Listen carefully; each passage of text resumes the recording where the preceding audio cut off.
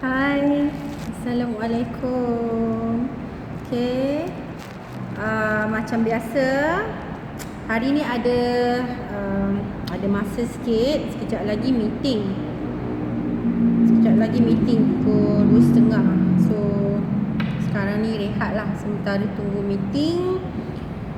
So rasa macam nak sembang-sembang santai lah.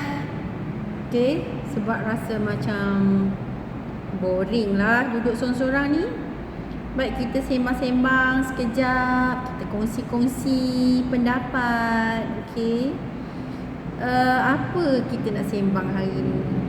Tiba-tiba teringat tentang hati, soal hati. Okay, saya sebagai guru dan juga sebagai ibu, saya rasa semua orang, atau bukan, kalau tak semua pun kebanyakan lah kalau setuju, setujulah. Kalau tak, terpulang. Okay, sebab ini pendapat peribadi saya. Sebab saya hormat setiap pendapat orang lain. Okay, bagi saya hati adalah sesuatu yang unik. Okay, daripada hati timbul satu rasa. Okay, rasa, ada pelbagai rasa. Tapi hari ni saya nak sentuh sikit pasal hati seorang ibu. Okay, ibu ni walaupun dia kerja sebagai guru ke sebagai apa saja, okay, kalau seorang perempuan yang telah berkahwin dan punya anak, dia tetap sebagai seorang ibu. Okay, ibu ni, saya letaklah kerjaya saya ke tepi dulu. Okay, walaupun saya seorang guru, saya juga seorang ibu. Ibu ni, hati dia ada kalanya keras.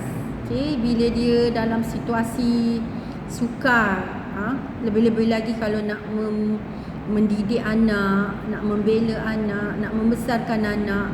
Okay, walau susah macam mana pun hati dia cekal.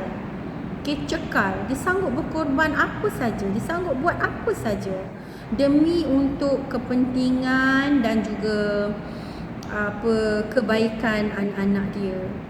Okay, tapi ada ketikanya hati ibu ni dia sangat lembut, dia sangat halus. Contohnya macam kalau anak dah besar, contohnya, okay, selalunya anak-anak selalu kata, okay, dah besar, tak perlu lagi mak ambil macam pedulilah, macam biarlah dia orang bebas untuk lakukan apa saja. Okay, tapi sebenarnya bagi seorang ibu, walaupun anak dia tu dah besar, okay, tapi dia rasa macam anak dia tu masih kecil. Sebab dari segi ibu, dia ambil berat, dia tetap susah hati walaupun anak dia tu dah kerja, dah besar. Okay, tapi ibu tetap risau.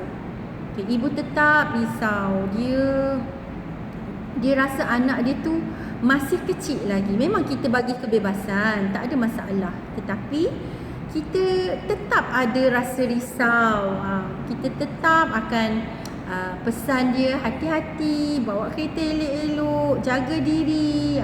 Itu hati seorang ibu. Kadang-kadang orang kata tak apalah, dia dah besar, biarlah. Tak, tapi kalau kita tetap risau macam mana pun, sebab kita ambil berat. Tapi kalau anak ni, dia punya persepsi dia lain. Dia dah rasa dia dah besar, dia dah rasa dia boleh buat apa saja. Jadi dia selalu kata, alah tak payahlah, tak payah risau, dia dah besar.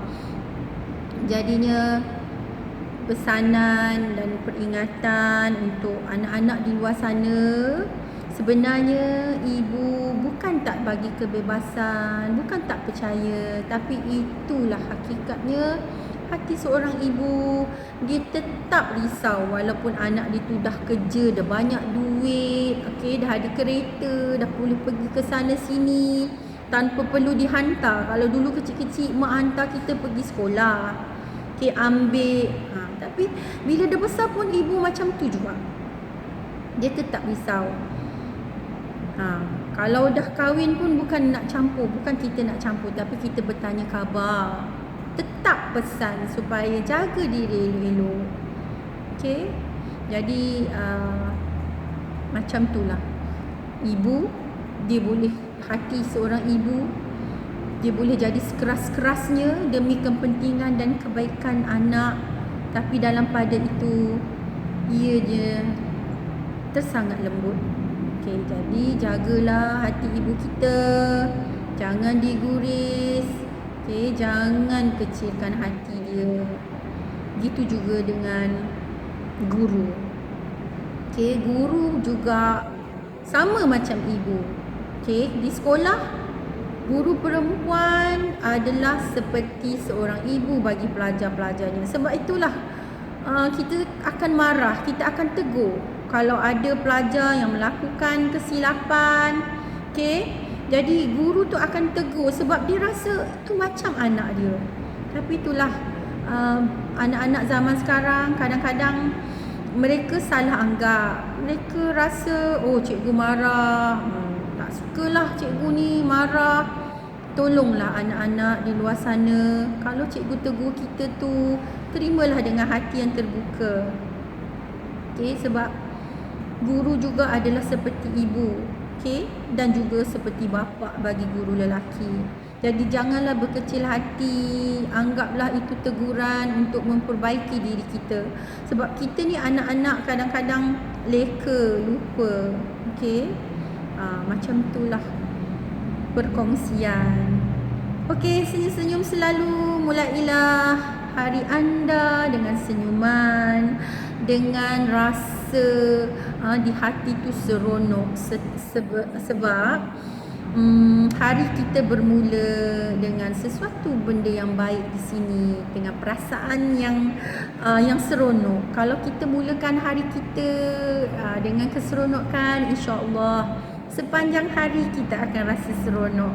Tapi itulah, kalau kita dah mulakan hari kita dengan sesuatu yang sedih, yang mengganggu perasaan kita, the whole day, sepanjang hari kita akan rasa macam sedih, macam moody. Okey. Dah nak dekat mesyuarat ni. Hari ni ada mesyuarat pukul 2.30. Tak tahulah sampai pukul berapa. Okey, begitulah kerja. Semua orang ada kerja.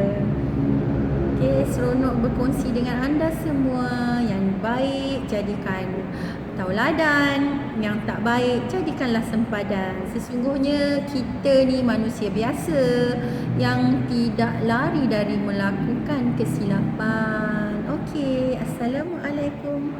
Bye.